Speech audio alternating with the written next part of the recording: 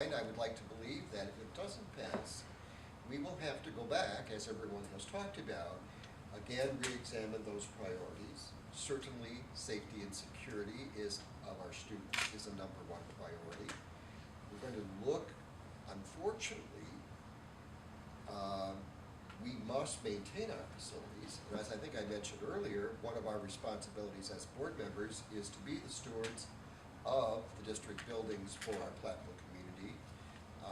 As it's been mentioned by several folks, it will affect the dollars we have available if we are not able to pass the referendum, and we are sinking large chunks of money to maintain our facilities, and then no opportunity probably to improve especially our science area, our mathematics area at the high school, to kind of be the world-class program that we have been. So we have to go back and re-examine all those things. I think, unfortunately, probably the latter that I mentioned will be the one that has to go, because I don't think we can compromise on safety and security. We can't compromise on maintaining the integrity of our facilities through roofs, driveways, whatever HVAC, whatever those issues are. So I think we'll put us in a challenging place. And yet the board will meet that challenge. There's no question in my mind about it. As Eric mentioned earlier, it was a long study process to get to the proposal we were at, and we felt it was, as a current member, what we needed to do. No frills. I mean, it's the basics to maintain us for the next 20-year period of time. Okay, Kurt. I believe that if the referendum does not pass, I don't have an opinion right now of really a good feel of yes, it's going to pass, no, it's not going to pass. I believe that if it doesn't pass, then yeah, everybody's got to get back to work, and you've got to take a look. You got to pull out the plans again and take a look and say, maybe this isn't in a crystal ball, maybe this isn't the perfect thing 20 years down the road, but maybe we can't look at that now. Maybe we got to look at what are the immediate needs, as I stated before, and we take care of the immediate needs right now.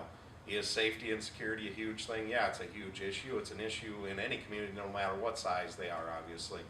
But do I believe there's probably some things you can look at there? I'm sure there probably are. Are there things we can look at in terms of the facilities we already have? Yeah, as I've stated before, I believe that. But I believe it's going to take a lot of thinking outside the box, and as I said before, sometimes I like to think outside the box, and sometimes fresh ideas are where we get our new ideas brewing from, even amongst the other people that are already there, because sometimes it takes somebody to challenge the guard, and then the guard rises to that occasion also, and pretty soon you bring out more new ideas. So I believe that that's what would have to happen if the referendum does not pass. Okay. Well, the referendum, because it involves tax dollars, that's always controversial. So we're going to go to a nice, safe, uncontroversial topic. The national school standards, known as Common Core, have been the source of controversy nationally and also statewide. So, do you support the Common Core standards and how they have been applied so far by the school districts or not? And if not, what should be changed? We'll start with Matt. Well, I think Common Core is very complicated. I think there are some good aspects to it. I think when it was initially drawn up, there were some good aspects to it. How it's been implemented and how it affects teachers, I think, is maybe what I've noticed the most. I think it allows you to, teach real depth in a certain area, but doesn't really allow you to kind of spread out. It doesn't give a lot of teachers a lot of flexibility to do the types of things that I really would hope teachers would do, and whether that be, teaching students the skills to think outside of the classroom and things that are just, not, teaching towards the test type of things. And so I think there's a lot of work to be done with that. I think one of the challenges I think we face now is, with our governor kind of not deciding where he's at with that. I think that puts a lot of teachers a little unclear about what's going to happen, and then, if the standards are set, not to be in effect, we've now adapted our curriculums and everything around this, and to change that, you're looking at, just a huge financial impact to, change curriculum and change everything in the schools, and so that's concerning to me. Okay, Kurt. I believe that to have a form of a standard is definitely important. Obviously, you gotta have something to judge how you're doing by. But I believe that the districts such as ours, who have had a history of performing at an acceptable level or exceedingly high level, are probably penalized by some of the core standards. And also, I believe that, we implement new tests, then we throw that test away. And that is not anybody locally's fault. That's a bigger problem than the local level. I was at a school board meeting and I listened to Mr. Overshaw say we should take a stand and we should say that this is the test that we would like to see supported as a district. I respect that comment and I understand what he was going for, and I like that idea of saying, hey, this is what we would like to see as a district. Can we get other districts to do the same thing and follow suit and maybe put pressure on somewhere? I don't know, but it's probably worth a shot to see that. Will it ever come to fruition? I don't know that. But if we don't say something, I know it'll never get there. I'm a big fan of if we don't ever try new things, we don't know whether we succeed or fail. I do know that. But I do know that we can never guarantee the success, but we can always guarantee failure by not trying something. So I believe we need some form of standard there, yes. I, as a parent, appreciate standards because I do like to see where has my child been, where is my child expected to be, where is my child going. And I appreciate that roadmap. So do I respect those things? Yes, I do. But I also know that when you have this core standard, as Matt kind of stated, sometimes you lose focus of some of the other things too, and you try to only teach to this core standard and meet that if you're falling behind in an area. And I think that's a concern also, because I saw that with my own son when he was in 4th grade and got taught science in our district but once a month if we had time. That's a crime to me, so. Okay, Steve. Well, I certainly am a believer in standards, and I think at some level we need to have those. Does it need to dictate our curriculum? I don't believe so. And I think it's very sad it's become a political football, and we have lots of input from politicians that may or may not be making mileage out of this. I think in a political sense, we are not in a good place, that it's become this. For those of you who don't know, I work for the state and have for the past 38 years. I'm going to retire this year. I've had enough of state politics. And not that state politics aren't going to continue in my life on the school board if I am reelected, but I may have more time to advocate from that perspective. I've been a WASB delegate for a number of years. I attended the national conference many years ago, back in 1990.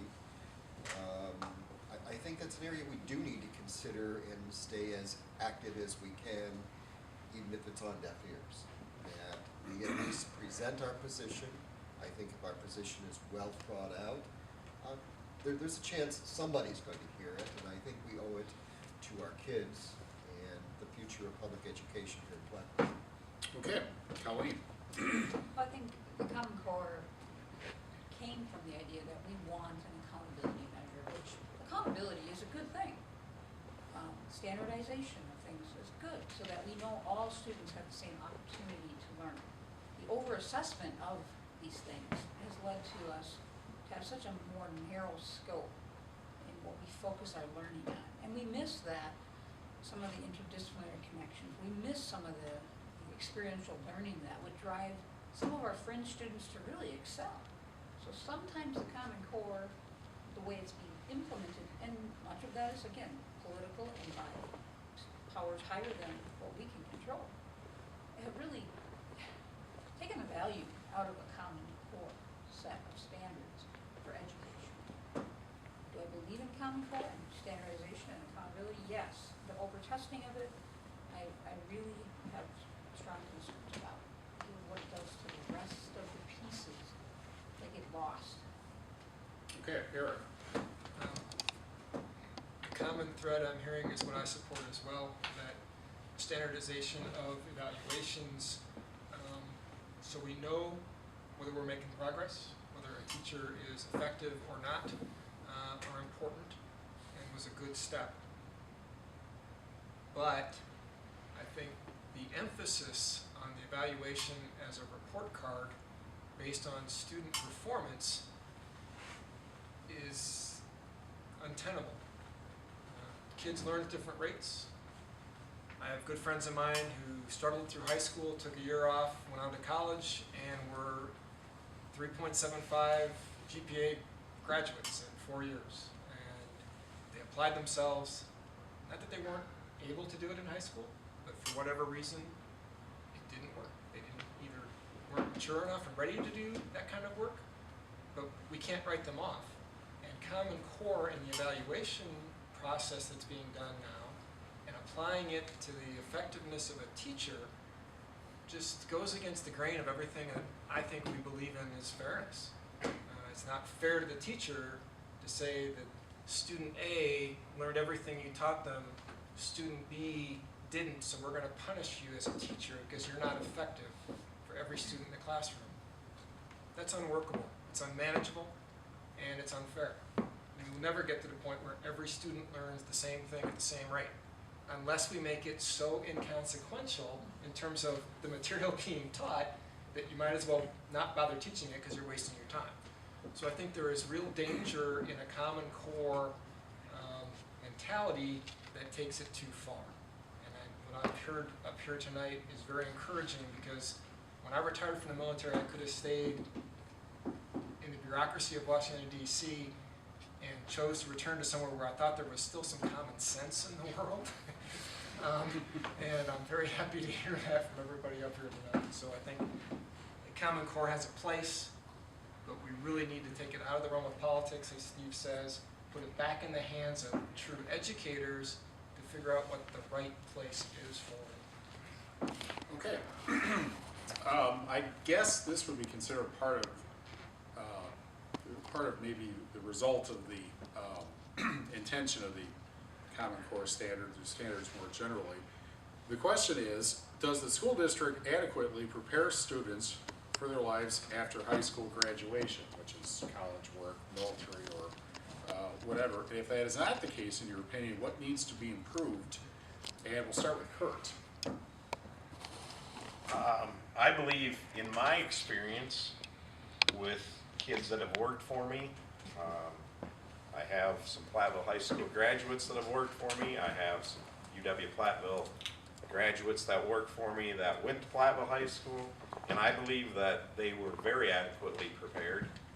I believe that the students coming out, I believe they are given many opportunities, and I believe that we have some nice opportunities presented also by having the college here in town. I think that sometimes we don't even probably know, and some of our parents don't even know all the opportunities that are available for students. When I go listen in at school board meetings and I sit and I hear about, okay, these are the graduation requirements, these are our new graduation requirements being forced on us by the state. Once again, I don't believe a lot of our parents actually know what goes on behind the scenes in preparing these students and the decisions that go into, okay, now we need to add another math position because this is going to be required, we're going to have to add these sections and things like that. But I believe that that homework is being done, and I believe it's being done effectively, and I believe that we are turning out a good student who's well prepared. Can we always do better? I'm sure we can. But from what I've seen many kids that have worked for me. I have a gentleman who went on to school, became a chiropractor. He still comes back and sees me because he appreciated the time he had working with me. I appreciated the time I had with him, and I have still the same amount of undue respect for the student. And he was a Platteville High School graduate. I'm proud of him. He's proud of where he came from. I had one that was a Platteville High School graduate that went on and became an Army Ranger. Then after that, he went to school to become a dentist. And you know what? That's kind of neat. It's kind of a different combination, but it's neat that people have been able to do these things, and I believe that's because of the education they got in our school system. Okay, Steve. As Kurt mentioned, we recently, at a recent board meeting, we talked about the increase in math and science requirements. Because I've been there a while, you know, it concerns me that the requirements have increased over time. Part of that concern is, are we able, in meeting those requirements, to offer the breadth of educational experiences that maybe we did 10 years ago? I don't think we do, very honestly. As more and more is required, electives are less and less. And so back to the meat of the question, are we preparing students the best that we can?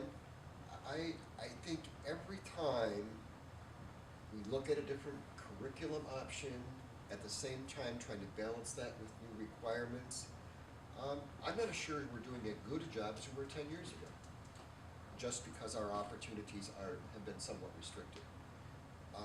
I think as being a member of the board for a number of years, we always look at that.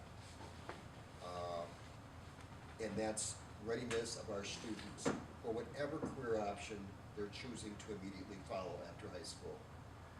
Be that the workforce, be it the vocational technical areas, the university level, military, whatever. I think we do the best we can within the limitations that there are in our 189-period day, our 180-day 9-period schedule that we're able to offer to students. Okay, Colleen. I think, Steve, I hear that losing the electives maybe will impact how well prepared or how differently, really, Differently. I think. prepared they are. Because I think they're well prepared because the society that they graduate into, what vocation or next level of education they take, there's more need to be prepared differently. And I think we have been making the changes to allow for our students to be very successful. I've had students come into my program at the university that are Platteville graduates, and I know they're prepared because, yeah, they do write a little bit better. They seem to be pretty articulate because they're given opportunities to shine at the school. They're usually kids that are involved in many things. And we're small enough that can still happen, but yet we're effective, and they do quite well. So I think we are adequately preparing students. Okay, Eric. I think we do a good job. Work hard to say we do an excellent job with what we've got and the constraints we live under, as Steve stated, in terms of the requirements that are forced on us by others that we can't control.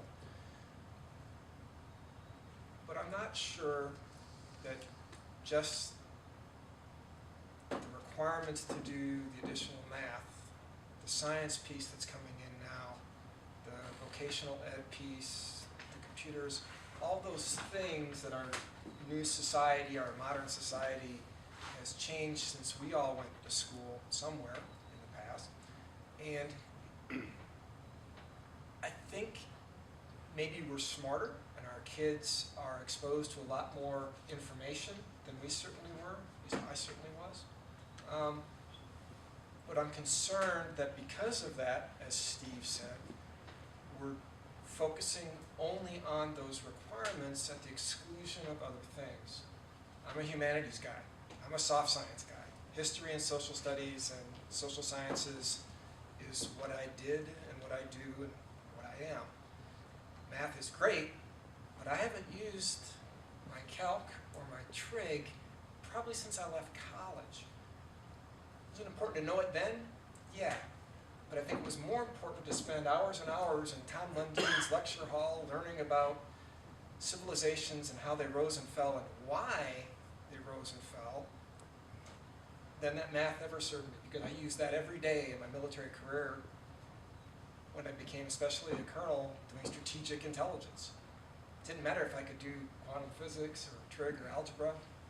It mattered if I could understand how people think and what they did. And I think we're losing some of that.